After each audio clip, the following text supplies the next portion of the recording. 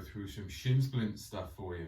So with shins, the important thing is, well, the three areas that we're going to cover here is how to sort of keep on top of the pain once you've got it, and then how to look at the ankle and foot and the knee, because a lot of the times we see those are the two areas that we need to really smarten up with to really help the shin. And also the biggest one of all is being out of shoes. Getting out of shoes is absolutely huge for the shins.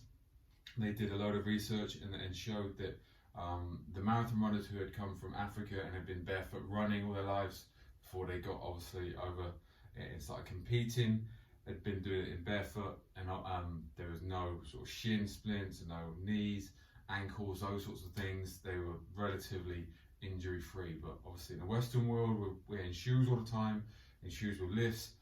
Our feet and ankle health isn't anywhere near where it should be. So first thing we'll do is to try and sort of help the pain is just very simply, you can have an ice cube, and if you've got the inside sort of shin splints, just go up and down with the ice cube, anti-inflammatory gel all the way on the inside, or what I used to use years ago at Somerset actually was get these tiny little plasters, just round plasters, and they used to have little magnets in. And one of the guys, Gaz Andrew, he just put the plasters all the way up the shin. It just helps promote getting red blood cells to the area and help healing and those sorts of things. So it was just anything we could do really to just try and help manage the pain, because obviously I know the pain. It was what I was told. I had to stop bowling back in 2000, no, I wish it was 2000, 1995 or 6 I think it was. Surgeon told me, just stop bowling, that's all we can do for you. There was nothing like this that could help me, and I'm still sour about it. So those three things we could do for the pain. And then what we can do as well is voodoo floss. Now I've spoke to you guys about the voodoo floss quite a lot. Now what you can do is get the voodoo floss and right round that shin area. And it's great because it gets into the fascia and helps the fascia. And once the fascia starts moving, then everything. So you need to get it nice and tight, and then just tie it off. And then we get into some very simple dorsiflexion work and get that fascia moving. From there we can just do some simple calf raise, and then get the planters working up and down, and do sort of 3 to 4 minutes of that just to mobilize all the tissue around there. Okay, and then you can release that, and then just use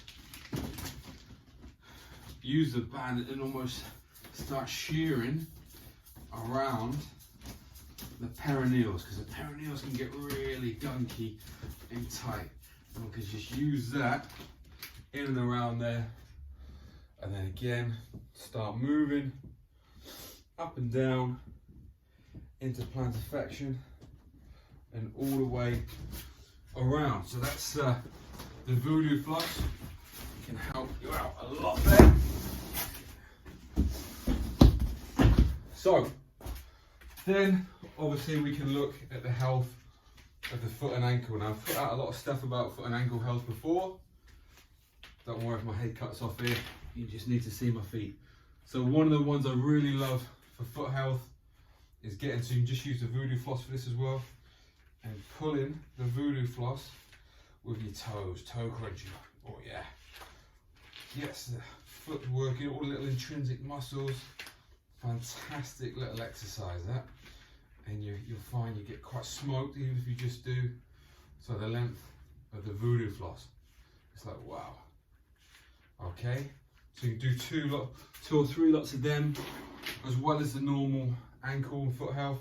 So the plantar walks, so on top of your toes, toes come up and down, up and again out of the shoes, up and down.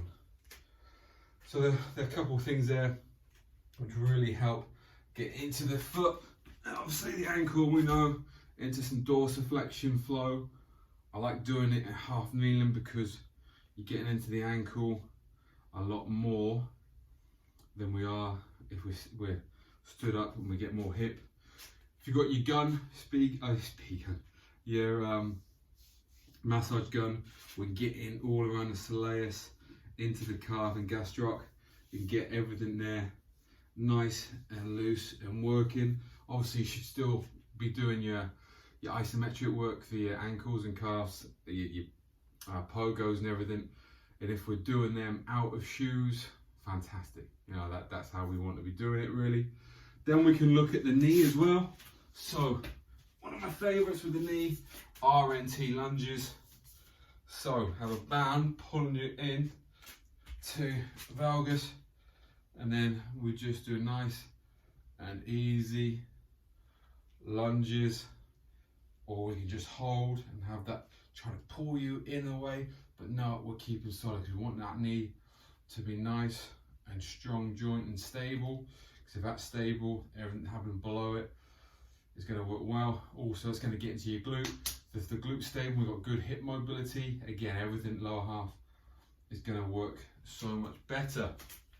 Or you can just do a single leg small squats and just really drill that knee stability. Okay, so we've gone into the foot and ankle, we've gone into the knee. You can go through the hip moves that we've always done, making sure the glutes working well and those things. So the ice, anti-inflam gel, magnets to help, and obviously the voodoo flossing to really help the shin get through. Put it all together, work it well, work it sensibly, and we can really get on top of those shin splints so you won't have to stop bowling like I was told to. Cool, any questions? Shout. Hope you enjoyed that. Speak soon.